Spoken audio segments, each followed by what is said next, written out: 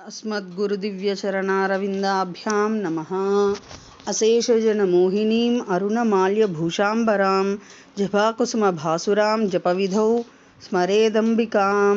విప్రులకు వైదిక మార్గమే మూలము. బ్రహ్మచర్యాశ్రమమే జ్ఞాన సముపార్జనకు అనుకూలమైన సమయము. మోక్షమే బ్రాహ్మణ జన్మకు సార్థకత.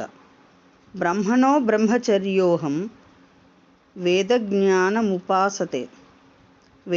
వేదోద్ధర్మస్య జగతః ప్రతిష్ఠా ధర్మో సదాచరంతి మనుష్యః అని శృతివచనం. బ్రాహ్మణుడు ఉపనయనము బ్రహ్మచర్యమునకు పూర్వాంగమని, బ్రహ్మచర్యము వేదాధ్యయనమునకు ఉద్దేశించబడినదని చెప్పుకొన్నాము. ఉపనయనముతో బాలుడు గురుకులము చేరతాడు. ఆ కాలంలో ఈ రోజుల్లోలా గురువులు జీతాలకు పనిచేసేవారు కారు. గురుకులం చేరిన శిష్యులు గురువునకు గురుపత్నికి శుశ్రూష చేస్తూ గురుకులాల్లో ఉండిపోయేవారు. భిక్షాచర్యం చేసి భిక్షాన్నాన్ని గురువుకై సమర్పించేవాడు. ఆయన అనుమతితో సగభాగం లవణక్షారవర్జితంగా భుజించేవారు. ఉన్నామంటే చాలు, అన్నం ఉన్నామంటే చాలు, పాలు పోసుకొని భుజించవచ్చు. భిక్షాచర్యం లవణక్షారవర్జితమైన భోజనం చేసేవారు. భోజనానికై గురువుపై ఆధారపడడం అనే 3 లక్షణాలు గురుకుల వాసంలో ఉండేవి. తామే బిచ్చమెత్తుకు వచ్చినా ఆహారం కోసం, వసతి కోసం గురువులపై ఆధారపడవలసిందే. అందువలన విద్యార్థులకు భయభక్తులుండేవి. ఆ భయభక్తులి మూలంగా విద్య శీఘ్రంగా అలవడేది. అహంకారికి విద్య అలవడదు. విద్య వినయాన్ని ప్రసాదిస్తుంది. చక్రవర్తి కుమారుడైనా భిక్షాన్నం తింటూ గురుకుల వాసం చేయవలసిందే. అయితే బ్రహ్మచారికి ఆహార పరిమాణంలో ఒక నియతి లేదు. ఉపవాసము ఉండకూడదు. బ్రహ్మచర్యంలో రోజూ సంధ్యావందనంతో పాటు అగ్నికార్య విధిగా చెప్పబడి ఉన్నది. బ్రాహ్మణుడైతే పాలాశదండము, క్షత్రియుడైతే అశ్వత్థదండము, వైశ్యుడైతే ఔదుంబర దండము దగ్గర ఉంచుకోవాలి. దండం తాను మననం చేసే శృతి మంత్రము ధారణ కోసం. వేదమంత్రముల శక్తిని గ్రహిస్తుంది. ధారణా శక్తి, అది గ్రహించే శక్తి ఆ దండానికున్నది.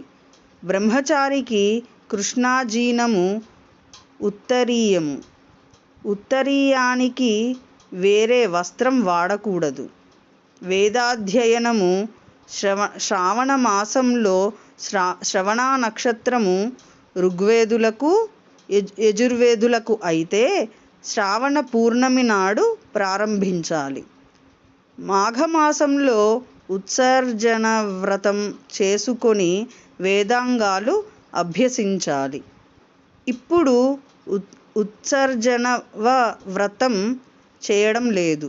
దానిని చేయనందుకే కామోకారిషీత్ మంత్రాన్ని జపిస్తున్నాము. నా కామము క్రోధము మాత్రమే పాపం చేస్తున్నాయి. నేను పాపం చేయడం లేదు. ఈ పాపం నన్నంటదని ఆ మంత్రార్థము. ఉపనయనం మొదలగు స్నాతక వ్రతం వరకు ఉండే బ్రహ్మచర్య వ్రతం మధ్యలో 4 వేదవ్రతములను అనుష్ఠించవలసి ఉన్నది. ఈ రకంగా కాల నియమం, వ్రత నియమం, ఆహార నియమాలతో వేదాధ్యయనం చేయడమే బ్రహ్మచర్య వ్రతం. వేదాభ్యాసంలో స్వరలోపము, వర్ణలోపము మొదలైన లోపాలు ఏర్పడవచ్చు. దానికి ప్రాయశ్చిత్తంగా శ్రావణ పూర్ణిమ నాడు నువ్వులు మాత్రం భుజించి, ఆనాడంతా ఉపవాసం చేసి, మరుసటి నాడు 1008 సమిధలతో గాయత్రీ మంత్రంతో హోమము చేయాలి. ఈ హోమము ఇప్పుడు ఉపనయనమున మొదటి శ్రావణ పూర్ణిమ నాడు మాత్రమే చేస్తున్నారు. కొందరు మరుసటి నాడు గాయత్రీ జపం మాత్రం చేస్తున్నారు. ఒట్టి జపం చేస్తే నిద్ర రావచ్చు. పలాస సమిద్ధలతో హోమం చేయాలి. మిథ్యాతీత ప్రాయశ్చిత్తం అని సంకల్పం చేయాలి. పలాస సమిధలు దొరకకపోతే అశ్వత్థ సమిధలతో దర్భలో ఉపయోగించవచ్చు. ఈ విధంగా చతుర్దశ విద్యలలో అధికారం సంపాదించి వ్రతములన్నీ పూర్తి చేసుకొని బ్రహ్మచారి గురువుగారి అనుమతితో సమావర్తనం చేసుకోవాలి. ఆచార్యః ప్రియధన మాహృత్య ప్రజాతంత్రం మావ్యవత్స్యేత్సిః అని తైత్తిరీయోపనిషత్తు చెబుతున్నది. ఆచార్యునికి ప్రియమైన ధనం ఇచ్చి పిదప పెళ్లి చేసుకో. ప్రజాతంతువు వేదరక్షణకై ఏర్పడింది. దీనిని తెంపవద్దు అని దీని భావం. వేద విద్యను అభ్యసించిన తరువాత గురువుగారు కోరిన ధనం ఇయ్యాలి. తన వద్ద లేకపోతే యాచన చేసి ఇయ్యవచ్చును. గురువులు కూడా శిష్యుని సమర్థత అనుసరించే కదా కోరుతారు. గురుదక్షిణకై డబ్బులు అడిగిన వారికి ఆ రోజుల్లో ఎవరైనా ధనమిచ్చేవారు. భారతంలో గురుదక్షిణకై రత్నకుండలాలు తెచ్చి ఇచ్చి ఉపాఖ్యానం ఉన్నది. కృష్ణ పరమాత్మ గురుదక్షిణగా చనిపోయిన గురుపుత్రుణ్ణే తెచ్చి ఇచ్చాడు. మానవునకు సూక్ష్మంలో మోక్షం అన్న గుంహి భూతానాం జ్యేష్ఠాం. ఆ రోజుల్లో ఎవరన్నా అన్నం పెట్టమని అడిగినా పెట్టేవారు. అదృష్టం పుచ్చిపోయినట్లే, అంటే పుణ్యకాలం ప్రవేశిస్తున్నది అని అర్థం. భగవంతుడు ఎవరినో అడ్డం పెట్టుకొని వారి ద్వారా మనకు పుణ్య ఫలితమును ప్రాప్తి చేయుచున్నాడు అని అర్థం. దీనిని సరిగ్గా మనం వినియోగించుకోవాలి అని గృహస్థులు ఎదురు చూచేవారు. ఇతర వర్ణముల వారి కంటే బ్రాహ్మణుడి కంటే వేద బ్రాహ్మణుడు, శ్రీ విద్యోపాసకుడు, సన్యాసి, వారి కంటే గోమాత, ఇలా ఒకదానికంటే మరొకటి కోట్ల రెట్లు ఫలమిచ్చును. అన్నాద్భూతాని జాయంతే. నీవు అన్నం పెట్టడం కన్నా వాళ్ళని నీ ముందుకు వచ్చి అన్నం పెట్టవు అమ్మా అని చేయి జాచితే అంతకంటే పుణ్యం ఇంకొకటి లేదు.